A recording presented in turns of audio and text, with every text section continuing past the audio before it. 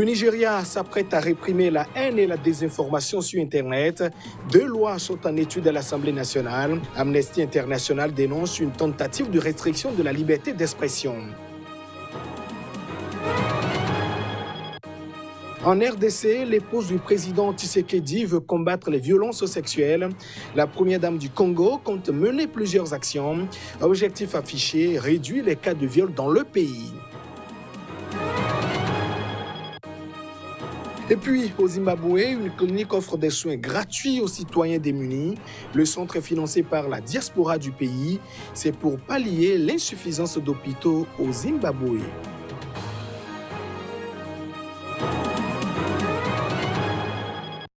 Voilà donc pour le sommaire de ce journal. Merci de nous choisir pour vous informer. Et nous démarrons par le Nigeria où 2 lois sont actuellement en discussion à l'Assemblée nationale pour renforcer la répression contre les discours de haine et la propagation de la désinformation sur Internet. Mais Amnesty International reste prudente. L'organisation y voit plutôt une tentative des autorités de restreindre la liberté d'expression. Amnesty International a mis en garde ce mercredi contre 2 lois actuellement en discussion au Parlement nigérian relatives à la restriction des discours de haine et à la propagation de désinformation sur Internet. D'après l'organisation, ces tests constituent une tentative des autorités de restreindre la liberté d'expression. La nouvelle loi pour l'interdiction des discours de haine débattue pourrait être punissable par la peine de mort, tandis que la loi sur la manipulation et la propagation de fausses informations sur Internet pourrait donner aux autorités le pouvoir de suspendre Internet, de fermer certains médias et prévoit une peine allant jusqu'à 3 ans de prison. La loi contre les discours de haine, présentée par 2 sénateurs du parti au pouvoir et soutenue par la présidence, a provoqué une forte contestation au sein de la population nigériane qui craint un retour aux années sombres des dictatures militaires. Dans un communiqué publié ce mercredi, Amnesty International Nigeria demande aux autorités nigérianes d'abandonner ces tests qui peuvent être interprétés de manière beaucoup trop large et entraînent des sanctions absolument disproportionnées. L'ONG estime que les journalistes et les blogueurs sont déjà intimidés par la loi sur les actes criminels en ligne ainsi que sur la lutte contre le terrorisme qui ont déjà diminué l'espace de la liberté d'expression et créé un climat de peur au sein des médias. En RDC, République démocratique du Congo, la première dame, Denise Tshisekedi, qui est donc l'épouse du président Tshisekedi, s'engage contre les violences sexuelles lors d'une cérémonie organisée à Kinshasa par les Nations Unies. Elle a déclaré que son pays, la RDC, ne doit plus être la capitale mondiale du viol. Les détails. La honte doit être bannie, le crime puni et la justice doit être rétablie. C'est ce qu'a déclaré la première dame congolaise mardi à Kinshasa lors d'une cérémonie contre les violences sexuelles organisée par les Nations Unies. Désignée championne de la prévention de la violence sexuelle liée au conflit par la représentante spéciale du secrétaire général des Nations Unies, Denise Nyakero Tshisekedi, l'épouse du président congolais Félix Tshisekedi, a déclaré que la RDC ne doit plus être la capitale mondiale du viol. Les violences sexuelles sont toujours malheureusement une douloureuse réalité du conflit qui sévit dans l'est de la République démocratique du Congo. Le phénomène a connu en 2019 une augmentation dans les cas vérifiés par les Nations Unies. En octobre 2019, les Nations Unies ont documenté 600 violations des droits de l'homme sur tout le territoire de la RDC, soit une augmentation de 19% par rapport au mois de septembre. Parmi les violations rapportées en octobre, il y a eu 55 femmes et 24 enfants victimes de violences sexuelles. À en croire le Bureau des droits de l'homme des Nations Unies, les agents de l'État sont responsables de 55% des violations. Les inquiétudes de l'Égypte sur la construction du barrage hydroélectrique sur le Nil persistent. Le pays tire la quasi-totalité de ses besoins en eau sur le plus long fleuve du monde. L'Éthiopie, qui réalise ce projet pharaonique, n'entend pas l'abandonner. Les parties, pour l'instant, ont du mal à s'entendre. L'Éthiopie persiste. Le barrage qu'elle entend construire sur le Nil produira de l'électricité à partir de 2020 avant d'être complètement opérationnel à l'horizon 2022. La réalisation de ce projet divise les pays que dessert le plus long fleuve du monde. L'Égypte en particulier est inquiète car le fleuve fournit 97% de ses besoins en eau à ses 100 millions d'habitants. Le pays souffre d'une crise de l'eau liée notamment à la surpopulation. À cela s'ajoute le changement climatique et la pollution due aux eaux usées et aux déversements industriels. L'Égypte voit ce barrage dont la construction s'achève bientôt comme une menace existentielle qui pourrait gravement réduire ses ressources en eau. L'Éthiopie assure que la paix égyptienne ne sera pas affectée. En début de semaine, l'Égypte, le Soudan et l'Éthiopie ont lancé de nouveaux pourparlers au Caire. Il faut parvenir à un accord, sinon l'Égypte sera face à des risques économiques et sociaux insurmontables, a déclaré un chercheur du Centre Al-Haram pour les études politiques et stratégiques au Caire. Selon les hydrologues, le niveau de pénurie est atteint lorsque les ressources passent en dessous de 1000 m3 par personne et par an. La part du pays du pharaon a atteint 570 m3 en 2018 et devrait descendre à 500 m3 d'ici 2025, selon les chiffres officiels. Le Caire réclame un minimum annuel garanti de 40 milliards de mètres cubes, ce à quoi l'Éthiopie n'a pas donné son accord. Le mois dernier, les trois pays se sont entendus à Washington pour poursuivre les pourparlers au sujet des points de désaccord sur le remplissage du réservoir et le fonctionnement du barrage. L'Éthiopie juge ce barrage de 4 milliards de dollars indispensable pour son développement économique. Le Soudan juge le projet bénéfique car le barrage fournirait de l'électricité et contribuerait à réguler les crues du fleuve. Et au moins 23 personnes sont mortes et plus de 130 ont été blessées. Ce mardi, dans l'incendie d'une usine au nord de Khartoum, la capitale du Soudan, le drame a été provoqué par l'explosion d'un camion citerne contenant du gaz. C'est du moins ce qu'a indiqué le gouvernement soudanais. Une épaisse fumée noire s'est élevée dans le ciel durant l'incendie, tandis que le secteur a été bloqué par la police. Un réservoir de gaz était encore en flammes au moment de l'arrivée d'un photographe de l'agence France Presse sur les lieux où des pompiers étaient en action. L'ambassade indienne à Khartoum a indiqué sur son site que 50 ressortissants indiens étaient employés par l'usine et que certains d'entre eux figurent parmi les victimes sans fournir de détails. Lorsque l'incendie s'est produit, nous étions près de l'usine. Nous sommes sortis pour le petit déjeuner et nous avons senti un tremblement de terre. Nous avons essayé d'entrer, mais nous avons été surpris par l'incendie. Tous les ouvriers se sont précipités et ont pris la fuite.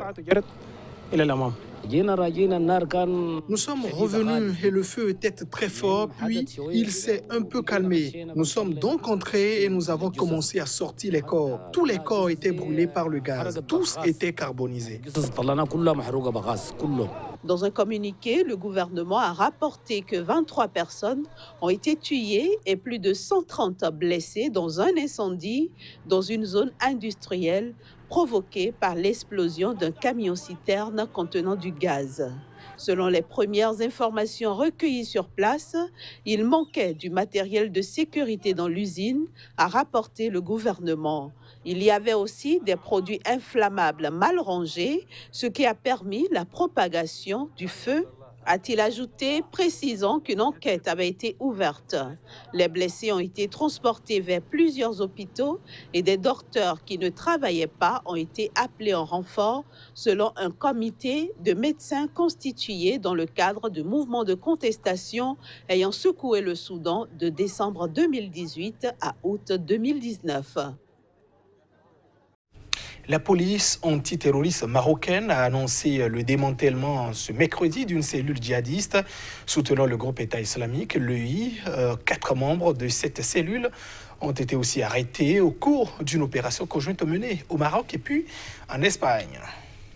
3 membres de la cellule ont été arrêtés dans la région de Nador, dans le nord du Maroc, en coordination avec la police nationale espagnole, tandis que le chef du groupe a été arrêté simultanément dans la banlieue de Madrid. Selon un communiqué du Bureau central d'investigation judiciaire, la police antiterroriste marocaine. Les suspects, âgés de 24 et 39 ans, avaient adhéré à des campagnes de propagande faisant l'apologie de l'EI et organisaient des réunions pour planifier des opérations terroristes en réponse aux appels répétitifs des leaders de Daesh ciblant divers pays du monde, a ajouté le BCIG utilisant un acronyme arabe de l'organisation ultra-radicale. L'opération a permis de saisir des équipements électroniques, téléphones portables, cagoules, livres et manuscrits à caractère extrémiste selon la même source. Longtemps épargné par les violences liées au groupe djihadiste, le Maroc a été le théâtre l'an dernier d'une attaque contre 2 touristes scandinaves décapités au nom de l'EI dans les montagnes du Haut-Atlas. Les auteurs ont été condamnés à la peine de mort non appliquée au Maroc depuis 1993. Les autorités marocaines mettent souvent en avant les moyens importants déployés pour la lutte antiterroriste et les efforts de coordination avec les différents partenaires en Europe, notamment avec le voisin espagnol. Ouverte le mois dernier, Citywin Clinic offre des soins aux plus vulnérables, les plus démunis à Bulawayo. C'est la deuxième ville du Zimbabwe. Le centre financé par les Zimbabwéens de la diaspora accueille des centaines de patients gratuitement dans un pays plongé dans une terrible crise économique sans fin. Le salon exigu d'un appartement d'Harare aux murs décrépites s'est transformé en novembre dernier en maternité. Et sa propriétaire s'est improvisée sage-femme pour aider des femmes enceintes terrorisées à l'idée d'accoucher seules chez elles, faute de personnel et de matériel adapté dans les hôpitaux publics. Le Zimbabwe est plongé depuis une vingtaine d'années dans une terrible crise économique sans fin. Et son système de santé publique, à l'image du pays, agonise. La situation a encore récemment empiré pour les usagers avec la grève des médecins du public entamée depuis septembre. Ils réclament une revalorisation de leur salaire dont la valeur a dégringolé en un an, victime de l'hyperinflation et de la dévalorisation de la monnaie. En plus du personnel insuffisant, les hôpitaux manquent de matériel, même le plus basique, comme des gants. Et quand ils sont disponibles, ils ne sont pas toujours à la bonne taille. Pour des opérations délicates, on a besoin de gants parfaitement adaptés, insiste un médecin. Un rapport spécial de l'ONU sur le droit à l'alimentation, Hilal Éleveur, a récemment fait état d'informations perturbantes selon lesquelles des hôpitaux publics zimbabwéens n'avaient plus de nourriture et d'équipements opérationnels. Le ministre de la Santé, Obadia Moyo, reconnaît que la situation est compliquée, mais assure que le gouvernement va bientôt afficher les postes laissés vacants par les médecins licenciés. Le temps presse car le système privé n'est pas une option pour la majorité des Zimbabwéens. Ils peuvent à peine se payer un repas par jour. Dans ces conditions, explique le médecin, les gens meurent chez eux. Et cette note de sport présent au Sénégal, ils ne cachent pas leur déception. Après la 4e place qu'a occupé l'international sénégalais Sadio Mané au classement du Ballon d'Or FIFA 2019, l'attaquant de Liverpool a remporté la Ligue des Champions, terminé meilleur buteur de la Première Ligue et atteint la finale de la CAN 2019 cette année. Et pourtant, pas de Ballon d'Or pour Sadio Mané. Écoutons ces Sénégalais rencontrés. Comme le Ballon d'Or, c'est pour un joueur qui a prouvé toute l'année. Et Mané l'a fait. Donc pourquoi pas le donner le Ballon d'Or? C'est anormal, quoi. C'est injuste.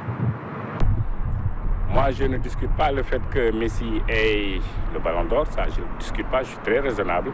Mais 4e place pour Mané aussi, je trouve ça un peu quand même exagéré. Oui. Oui, pour moi, c'est le numéro 1, quoi. C'est pas qu'il est africain ou sénégalais, mais il est numéro 1. En ce moment-là, tout le monde le dit, mais pour moi, Messi, il n'a pas fait une meilleure saison que Sadio Mané. C'est pas un mérite. Bon, il méritait la première place. Tout simplement la première place. Mesdames et messieurs, c'est la fin de cette édition. Merci à vous de l'avoir suivi. Restez fidèles au programme de votre télévision Sika TV. Au revoir.